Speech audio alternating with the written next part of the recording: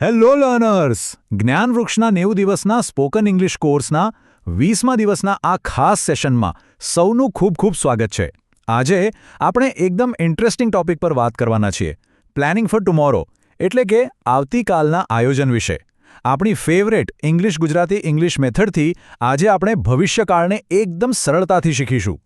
હવે સૌથી મોટો પ્રશ્ન એ થાય કે how do we talk about tomorrow? આવતીકાલ વિશે અંગ્રેજીમાં કેવી રીતે વાત કરવી? રોજિંદા જીવનમાં આપણે વારંવાર બોલતા હોઈએ છીએ કે હું કાલે આ કામ કરીશ અથવા અમે આવતા રવિવારે ત્યાં જઈશું, પણ આ જ વાતને ઇંગ્લિશમાં પૂરા કોન્ફિડન્સથી કઈ રીતે બોલવી? બસ આજનું આ લેસન બરાબર એ જ પ્રોબ્લેમનું પરફેક્ટ સોલ્યુશન છે. તો આજના સેશનનો એજન્ડા ફટાફટ જોઈ લઈએ. Number 1, introduction to future tense. Number 2, the magic of will. Number 3, building positive sentences. Number 4, negative and question forms. Number 5, future time words. અને છેલ્લે નંબર 6, daily practice challenge. ચલો શરૂઆત કરીએ સેક્શન 1 થી. ઇન્ટ્રોડક્શન ટુ ફ્યુચર ટેન્સ એટલે કે ભવિષ્યકાળનો પરિચય. Simple future tense. છેવટે આ કાળનો ઉપયોગ થાય ક્યારે છે? વેલ, જ્યારે પણ આપણે કોઈ એવી ક્રિયા વિશે વાત કરવી હોય જે આવનારા સમયમાં એટલે કે ભવિષ્યમાં થવાની છે. Simply put, actions that will happen in the future.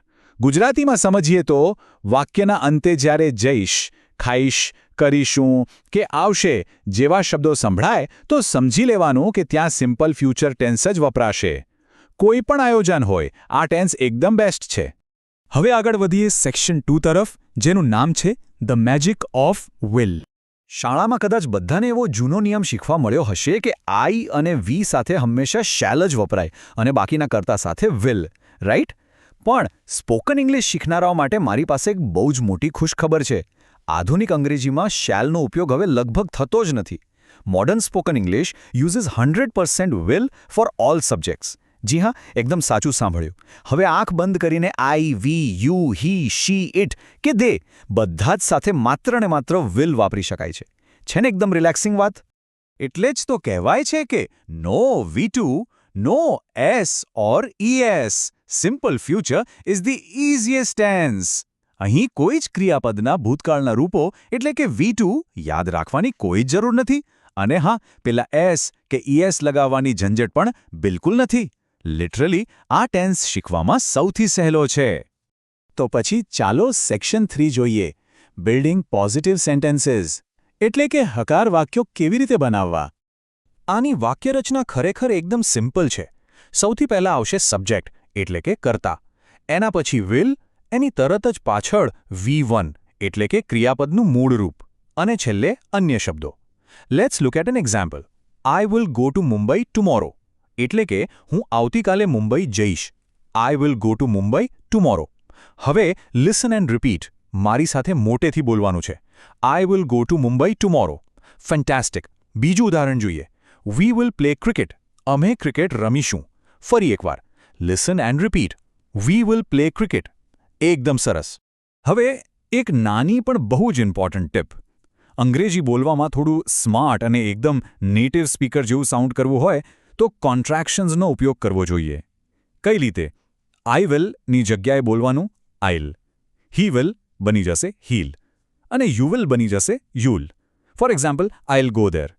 આવું બોલવાથી ફ્લુએન્સી એકદમ નેચરલ અને પરફેક્ટ લાગે છે. હવે મૂવ ઓન કરીએ સેક્શન 4 પર.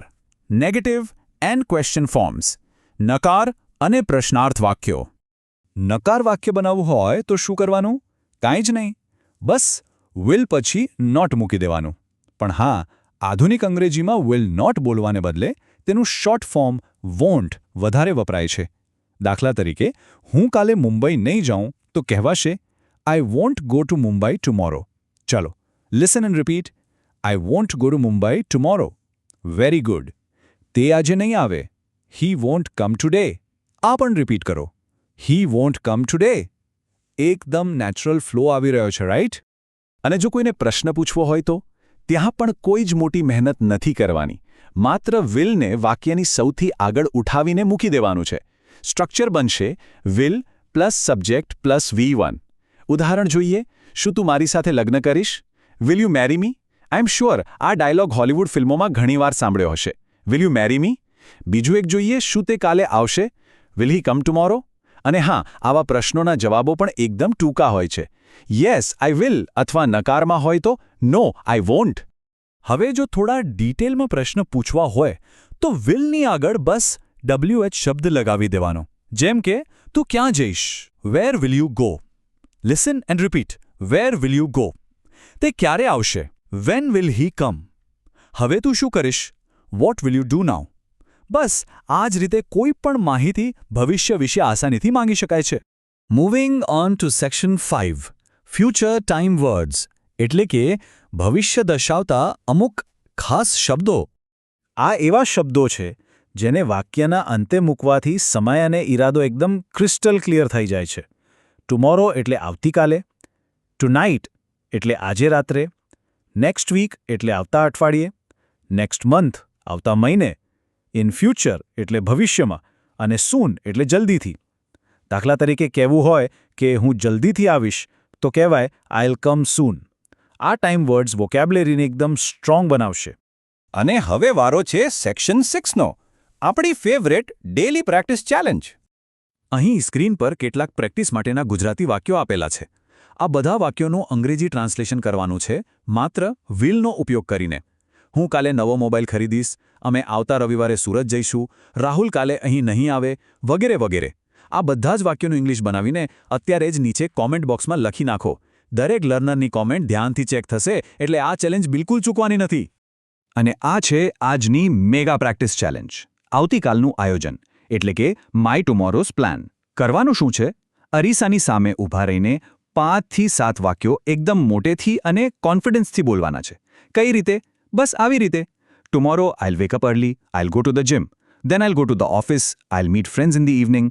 બસ આ જ રીતે આખો દિવસ કેવો જશે તે વિલ પ્લસ V1નો ઉપયોગ કરીને બોલવાની પ્રેક્ટિસ કરવાની છે. આનાથી કોન્ફિડન્સ ખરેખર બહુ જ વધશે. તો જ્ઞાન વૃક્ષના આપણા આ ડેડિકેટેડ લર્નર્સ માટે આવતીકાલ કેવી હશે? એકદમ બ્રાઇટ અને ફ્લુઅન્ટ, રાઈટ?